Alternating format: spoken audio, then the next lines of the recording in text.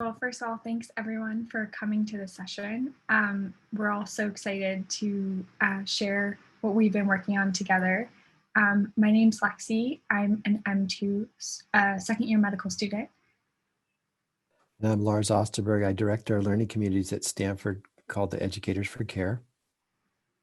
My name is Ben. I'm also a second year medical student. I'm Christine. I'm also a second year medical student. Nice to meet everyone, even though it's virtual. So some learning objectives for this workshop. We're hoping that by the end of the workshop, you'll be able to illustrate principles of giving effective relationship-centered feedback. We're hoping that you'll be able to summarize an effective feedback model to give to students. And then we're also hoping that you'll have a chance to apply what you've learned regarding relationship feedback principles to some feedback scenarios at the end of this session. So first, we'll just talk a little bit about feedback. So when we're speaking about feedback, we're talking about a specific non-judgmental piece of information that you're conveying to a person to compare their performance to a standard.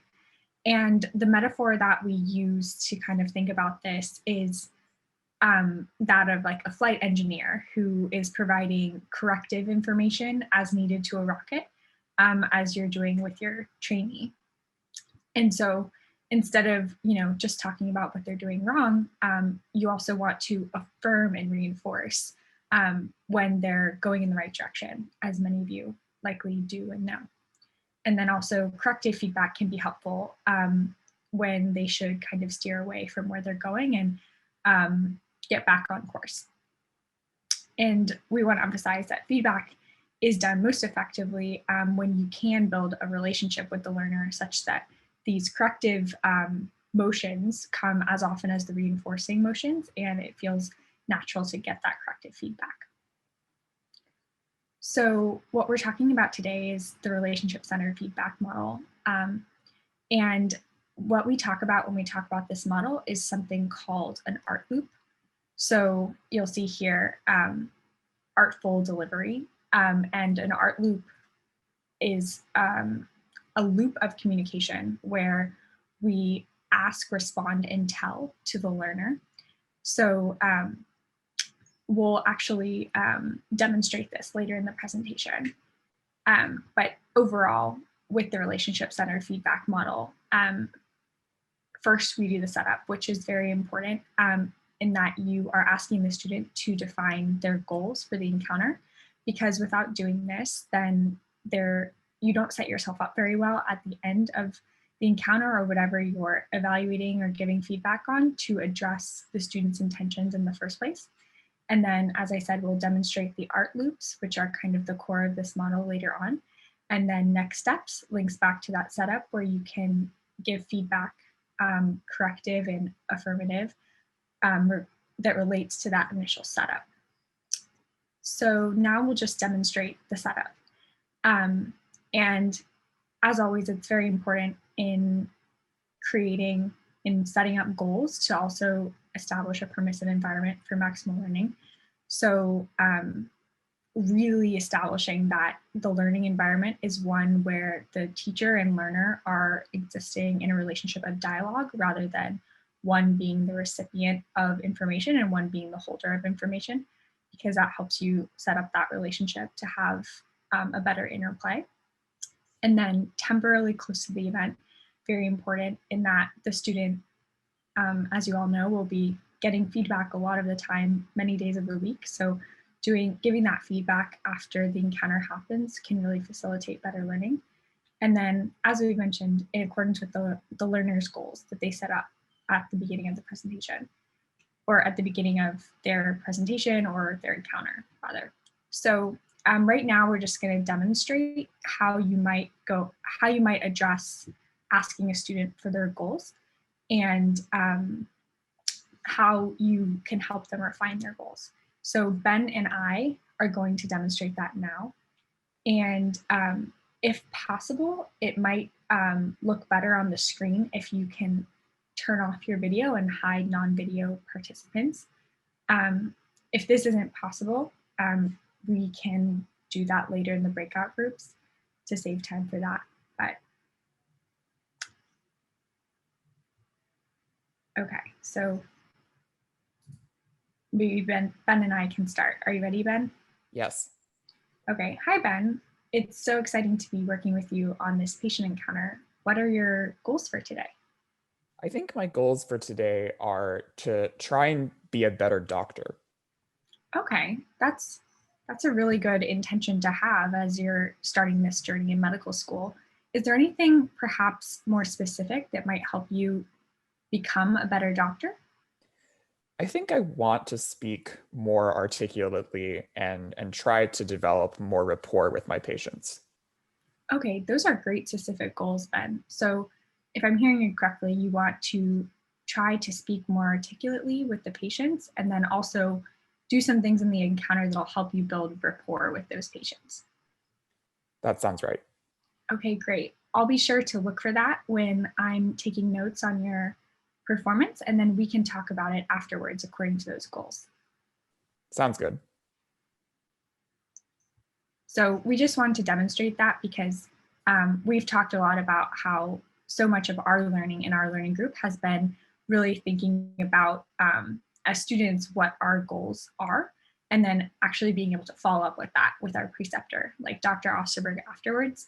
And when we started medical school, it was very easy to have vague goals that were not specific or that did not enable us to improve our performance or our ability to relate to our patients. So we wanted to demonstrate how in the past, people like Dr. Osterberg have helped us kind of refine our goals to be more specific.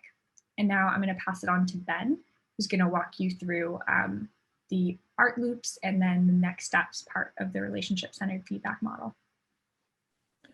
Perfect. And if you could keep sharing, that would be great, Lexi.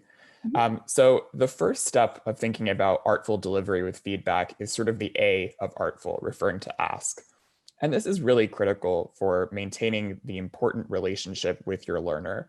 The ask is all about self-assessment, wanting to encourage your learner to reflect on things that they did well, so sort of pieces of reinforcing feedback, followed by things that they think weren't quite as effective or could have been improved, which is really more of the corrective feedback.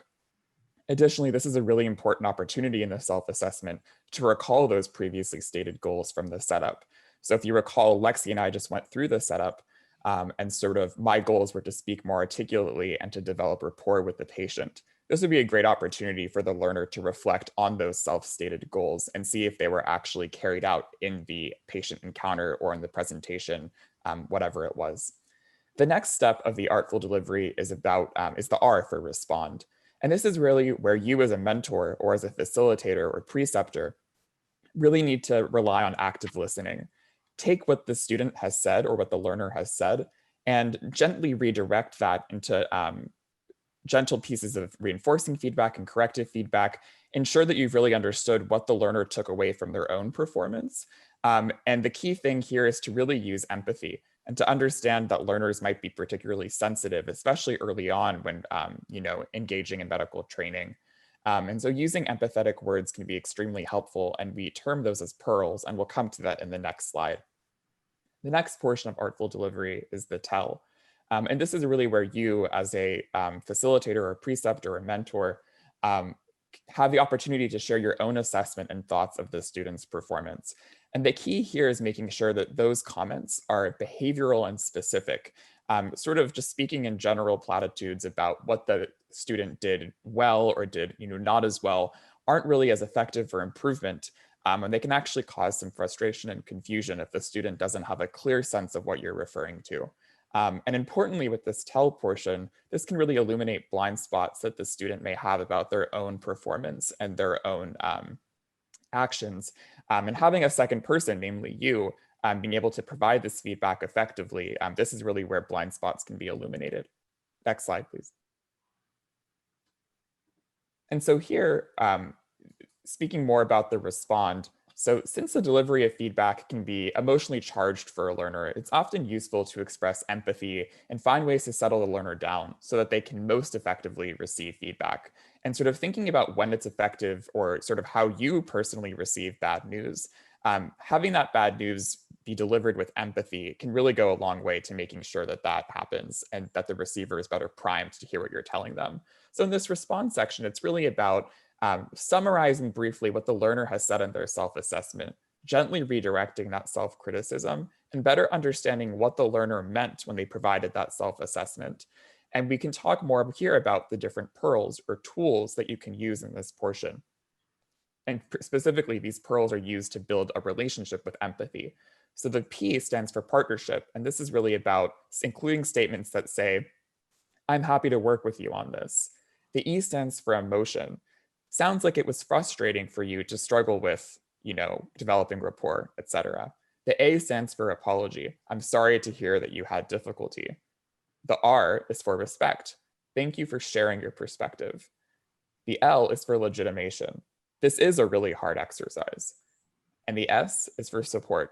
Let's see how I can help you with this. These are all really important tools that can go a long way in creating a really supportive and effective environment for delivering feedback. Next slide. So when thinking about the content, it's really about, it's best to start with reinforcing feedback, which really helps the learner with their confidence and encourages them to sort of continue on the right track. And so in the ask portion, reinforcing feedback is all about priming the learner to sort of articulate things that they'd like to keep doing or that they felt was effective in their performance. In the respond and tell portions, reinforcing feedback is mostly coming from you. And that feedback is important because it allows the learner to get a better sense of what you, as their mentor, think they can improve on. And I think we want to articulate here that reinforcing feedback is, in general, feedback is really important. You want to create a dynamic environment. You want to make sure that it's not just static, where you as a preceptor or mentor are just sort of providing information to the learner, but rather that the learner has an opportunity to engage with your feedback. So for example, if you provide a piece of feedback that says you'd like the student to work more on developing rapport with their patients, allow the student time to ask, did you notice a particular moment where that happened? And so getting those reactions to feedback can be really important.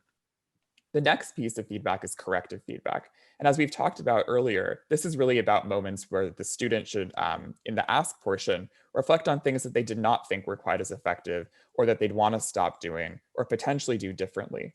And then the respond and tell portion, that's another opportunity for you as the mentor or as the preceptor to note those moments. And I think in doing so, you can let the student know that they might have a blind spot with a certain skill or characteristic in their presentation or in their patient encounters. And again, this is important to make sure that students have an opportunity to sort of ask to respond to your feedback. And I think the key here is just making sure that we maintain that ratio. Really wanting to maintain a ratio of reinforcing to corrective feedback somewhere between 3 to 4 to 1 so that you maintain the learner's confidence. Next slide. So having now gone through some of the setup ideas with feedback as well as the artful delivery, we're going to transition into a role play example. And so you imagine that you are in the role of a preceptor or mentor. You have just observed the student interview with a patient, and they showed good rapport building with good eye contact. And they expressed how they were going to partner with the patient on helping them control their diabetes.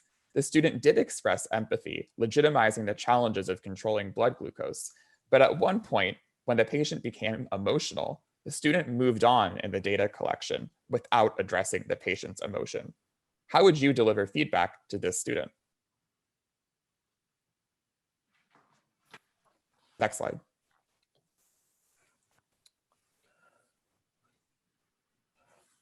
All right, so Christine, are you ready? Yes. Okay, so this is a role play here with Christine and I. I'll be playing the mentor. Christine is playing the mentee.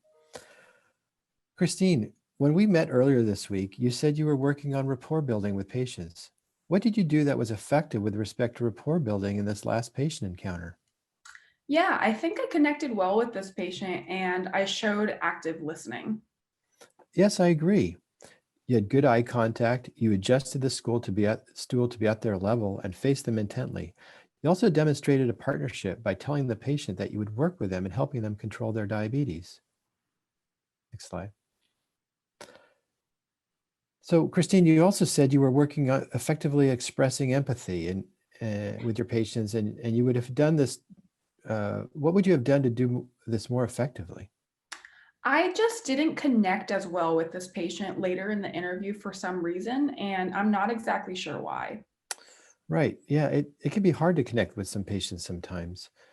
When you were taking the family history, I know the patient became quiet and appeared sad when they mentioned their mother had passed away last year. And at that point, you said, okay, thank you, and you moved on. It's important to pay close attention to those emotions behind your patient's answer so you can pause and express empathy.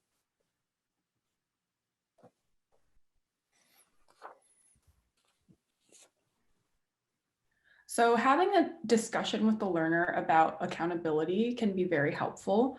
I know Dr. Osterberg does a really good job during my sessions before patients' interviews where we're literally standing at the door and he will ask me with pen and paper in hand, Christine, what do you want to work on during this encounter? And that gives me a sense of accountability, and just saying it right out loud before I meet my patient is really helpful in keeping that in the back of my head. So first you would ask, what would you like to start doing during this encounter? Again, responding and telling if needed.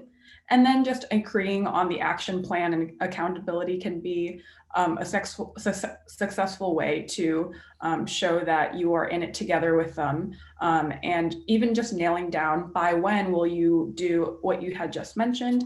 And this will make the learner a little bit more accountable. So for the trainee to commit to the action plan, they're more likely to follow through with their plan if it's their own ideas. So having your students state in their own words what they'd like to work on is a helpful first step. Another parallel to the physician-patient counseling motivational interviewing is getting the patients to say their goals and plans in their own words, which helps them more likely follow through with whatever it is, like maybe diet, nutrition, diabetes control, exercise, many things that you can relay to your students in a very parallel manner. So specifically, we'd like to talk about SMART goals, which is an easy acronym to keep in your head. These goals should be specific, measurable, achievable, relevant, and timely. So hearkening back to Ben's example, where at first he said, oh, in this patient encounter, I'd like to be a better doctor. That wasn't specific enough and not quantitative. So we did a good job in leading him to a more specific goal. So now I'm just going to summarize what we talked about and try and pull it all together so that we can then go into breakout groups and practice. So first, you all heard about setup, where the facilitator is helping the learner establish and articulate goals that, as Christine explained, are in their own words and as specific as possible. You can also think of the SMART goals acronym to help the students be more specific or have goals that are more measurable, for example. And then second, we talked about art loops. And the reason we call them loops, as you've probably gathered by now, is it's just a helpful thing to keep in mind and something that Dr. Osterberg, who's been a facilitator for all three of us, has done really well. When he asks us a question about what do you think went well, if we say, I think I built good rapport with the patient, he's not going to jump to tell. He's always going to respond first and say, yeah, I think you did build good rapport with that patient when you did X, Y, or Z. And then if he has feedback about our report, then he'll move on to tell. And so keeping this loop in mind has been really helpful, I know, for us as learners when our teachers have made sure to respond before they tell us something that's either reinforcing or corrective. And then keeping in mind kind of the metaphor of guiding a rocket towards its destination. So reinforcing it when it's going in the right direction and complementing it with corrective feedback when it's headed in not the right direction. And then as Ben reviewed, there are those pearls that are really helpful and you can keep them in mind as you're responding to patients, to students, probably patients as well, but in this case to students, and are very helpful in the respond part of the art loop. And then finally, the next steps, which Christine talked about, trying to agree on a way to move forward with the learner on the action plan, whether it's the next patient encounter they have or the next time they'll have a chance to practice the skills they're working on. It can be really helpful to end your feedback encounter with that action plan. And so here are some pearls for relationship-centered feedback in general. So knowing your learner and creating safety and trust, and really thinking about how the better relationship and closer relationship you have with a learner, the more open and safe they're going to feel to receive corrective feedback. As Ben mentioned, trying to keep your ratio of reinforcing feedback to corrective 3 or more to 1, which is it's a lot to keep in mind when there's so much students like us have to learn and so many things that we need corrected in what we're learning, to try to give reinforcing feedback as well. But based on the research that we're drawing from, it really does show that students are more receptive to that corrective feedback when they do have a lot of reinforcement as well. And then focusing on observation and behavior. So really thinking carefully about specific things that the student does that you can speak to. And then being specific and immediate. So the importance of that timely feedback, as we talked about, the proximity to whatever you're giving them feedback on is really important. And then being really cautious being cautious and wary of feedback overload. So really tuning in to see how a student is receiving feedback, which again will be easier the closer of a relationship you have with that student. But if it seems that it's taken a toll on them to receive a certain amount of corrective feedback, maybe it's best to wait to give that additional corrective feedback to a later feedback session. And then again, making sure that it's not a download, it's a dialogue. So thinking about giving feedback as a dynamic interchange where you're asking the student questions, responding to their answers, and then telling them things that you think could improve their work in the future. So the last thing we just want to end on is, before we go into breakout rooms, something that Dr. Osterberg has told us has been really helpful for him and the generations of students he's given feedback to, and something that's helped us as well, is to really signpost when you're going to transition to giving feedback to a learner. So say something like that, it was great to be able to observe you. What do you think went well? And after you do that first ask, respond, tell loop, that tell part can say, I agree, I think you did that well. And now if it's all right with you, I'm going to give you some feedback on what I saw you do. So it can help the student get into the mindset of, oh, I'm now receiving feedback. This is, a good time for me to receive this as feedback instead of just talking back and forth. And so now I'm going to stop sharing, and we're going to be moved into breakout rooms where we're all going to get a chance to practice actually giving feedback to a student. Terrific. Thanks, Lexi. Thanks, Ben and Christine. Tom, you're still a co-host, so you can bounce between rooms. I've set up 4 breakout rooms. So Lexi, you're going to be in room 1, Ben in 2, Christine in 3, and me in 4. So for 10 minutes, we'll do breakouts. We'll have time for a question and answer at the end. And I'll put you guys in breakouts, and then I'm going to send out a broadcast to everyone when we have a minute left. Okay. So you go into breakout rooms now.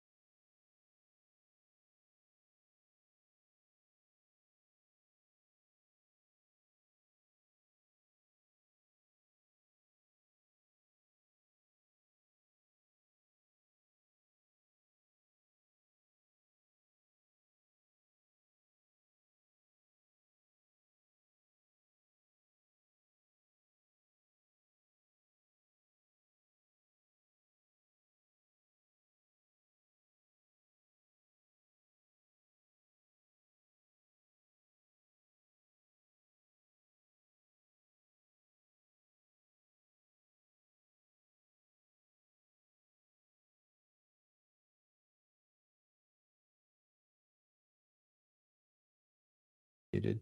I hope people were able to get through their role plays. And maybe we could hear from each group first. Maybe Lexi's group, do you want to start? Were there any questions or pearls that people want to bring back to the main group? Or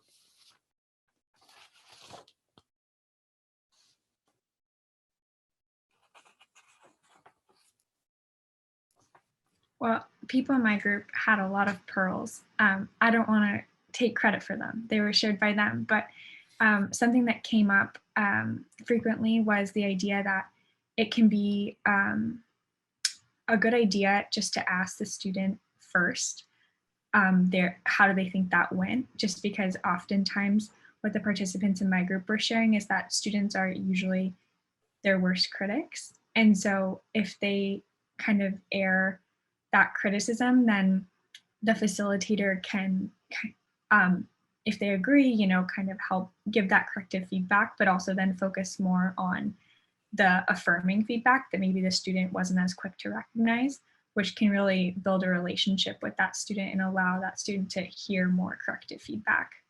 But other people in my group, please feel free to share your other pearls.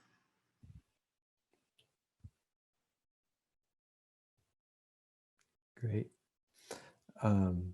That's a great one. Yeah. We had a similar one. I'll get to ours when we get to our group, but Ben, you were in group 2, and I noticed we didn't get equal numbers, so I'm sorry that you had a small number. No, it's okay. I think we were able to have a tight group and sort of spend a little bit more time on the review of the discussion.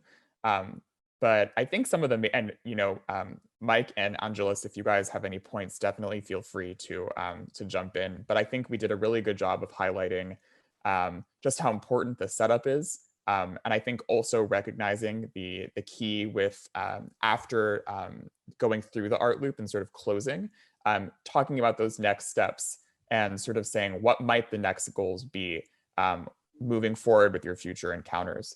But yeah, anyone from my group, feel free to just jump in with some comments if you have them. I think that we were very fortunate to have a small group because we were able to do the entire exercise completely from beginning to end. And the exercise was very well performed. We were able to do the exercise as well as get some report at the end of feedback of how it went from both perspectives. So I think it was a fantastic exercise. I really think. Yeah, and that you mentioned, Ben, the importance of the setup. And sometimes it's hard, especially those of you that are teaching in the residency setting where you sort of on the fly, you're really busy, and then you got to give a resident feedback and you go, oh God, I haven't really sat down with them and talked about their goals.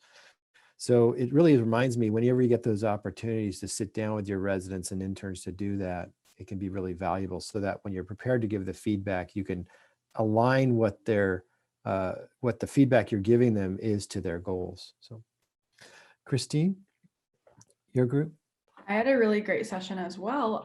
I think something that I really appreciated that Dr. Fazio did is that for the part about giving corrective feedback, she actually managed to make it more of a discussion by asking, like, so for example, I commented on how my pulmonary section was a little bit rambly and the jargon got a little bit colloquial. And instead of saying like, oh, maybe next time try doing this, which is a perfectly fine type of feedback in and of itself, but she actually did something I really liked, which is, so Christine, do you think there are any other ways that you could have discerned this?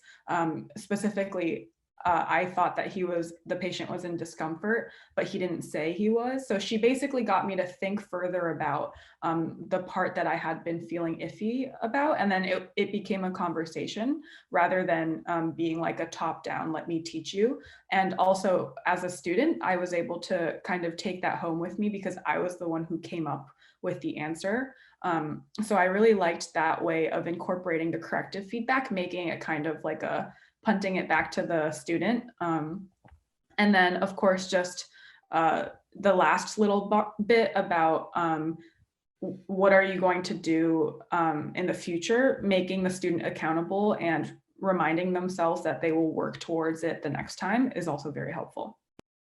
Yeah, I agree that, you know, asking the learner, especially with a corrective feedback. So kudos to you, Dr. Fazio. I was just going to say, Christine was really helpful in reminding me afterwards that and I don't do this too often, which is to say, do you mind if I give you some feedback? And actually labeling it as feedback, and hadn't really thought about it, but that actually is you know, a super idea, because I think sometimes you don't hear it that way. So that was really very helpful. Yeah, exactly, Sarah. That's exactly right. Yeah, and our group was great too. I really appreciate Becca's comment that sometimes it's hard. She's been using this model too, and students don't always come up with, you know, their reinforcing feedback. They sort of jump to the corrective, and you sort of have to gently remind them, let's start with some reinforcing, or try to bring in some reinforcing. And you have to almost remind them of a few things that you've seen in the encounter that were really, you know, things that you want to continue to encourage them to do. Because we all tend to go to the sort of self-deprecating, what I need to work on, which is fine, but you don't want to dwell on that. Any other comments before we break? Can I just ask a quick question? I thought this was very well organized. I really appreciate this session. Thank everybody. I'm wondering if this works really well at sort of the bedside one-on-one. Okay, we're going to go do this activity. What do you want to learn? Come out, debrief. Could this be extrapolated to like more of a, almost like a rotational level, where you could sit down early in a rotation and ask for learning objectives from a learner, and then use it on a more longitudinal level? I'm thinking about this as I'm asking it. Exactly, and that's why I was mentioning that, like on residency rotations, you know, going back in the beginning of rotation, if you can be deliberate about trying to sit with your mentees, interns, residents early on and have that conversation. And then when there is that opportunity to do the feedback, you're already sort of prepared. You've already done the setup. So exactly, Tom, you have to think ahead. And I've learned from experience being caught, you know, not having done the setup and realizing it just didn't work as well. So great idea, Tom. This is Mei Lau, and my video is turned off, so I apologize. I think Dr. Osterberg, you need to let me show up on the screen, because I think you blocked me. But my question is do you recommend, or do you recommend the either the person giving feedback or the person that you're mentoring or observing, do you recommend they write down their goals, like what they want to get out of the rotation or the objective? Or do you recommend that you also, or you get also a copy, so that way throughout the rotation, you can see if they're meeting them? Because I've been thinking about that. I haven't done it yet. And in my rotation that I work with the residents, I do, we talk about objectives, what they want to get out from the rotation. We do a mid-month feedback, and then we do feedback at the end. But I'm wondering if it'd be more helpful for everybody if we actually write down what they want to get out of the rotation. Yeah, definitely. And then you might have to also reiterate, like, you might have to go over those, because they write down goals that are like Ben did in the beginning. I want to be a good doctor. And you got, well, what is it about being a good doctor? So exactly, May, you have to have maybe a little conversation, but having them write them down is really helpful as a start. Yeah. You might have to refine them. I think it was really helpful to have mainly M2 students help with this presentation, because it makes me realize that if I do this when I'm working with students who are just beginning to get into the clinical realm and are just beginning to have this experience with one-on-one teaching, that if I use this kind of model, they'll learn it too. It's not just for me to give feedback, but they'll learn their role in the feedback as well. And that might be helpful for them to help some of their future supervisors be able to move into this same mode with giving feedback as they move on. And I do think with residents, you know, sometimes needing to give timely feedback, it can be hard if I'm dealing with something that happened in the middle of a procedure to do this kind of feedback as elaborate as it was presented today, which is all the more reason if we get the students used to getting this early on, because prior to coming to med school, some people may not have gotten this kind of one-on-one feedback except for from their parents, right? Yeah, depending on their previous experiences. Yeah, well put, Mike. And we actually have found that our students, when they go under rotations now, are often teaching their residents and interns and the attendings even about this model. And it's right, you know, it actually has helped our students, I think, learn this early on and get this ingrained so that when they go on the wards, they actually get better feedback, actually teaching who their mentors are how to do it effectively. And your point about the timeliness is a good one, because sometimes you might want to wait to delivering the feedback if the person is very emotionally charged. Like if, like you mentioned, a bad outcome with a patient or something, it's probably not the good time to give the feedback, but let them settle down and say, when's a good time that we, you know, give feedback? Maybe we need to wait an hour or whatever on break. You know, it might have to wait a little bit. You want to do it timely, but sometimes you can't do it right away. Okay. Well, I want to respect of your time. You know, students, you know, Lexi, Ben, Christine, do you want to add anything else? I see a comment by Sath about the Google folder and have them depositing goals in an iSmart format. I love that. I love them being sort of managing their own portfolio of feedback and goals. I might just add that reflecting back on sort of my first few clinical encounters with standardized patients, definitely felt a lot of pressure, and I felt sort of a lot of stress about sort of, was this the first time that I was going to be a doctor? And sort of feeling that anxiety and angst. And this feedback model was so incredible to really alleviate a lot of that concern, because it really let me sort of pivot and be like, well, what did I actually do well? What are some things that I might want to keep for the rest of my career?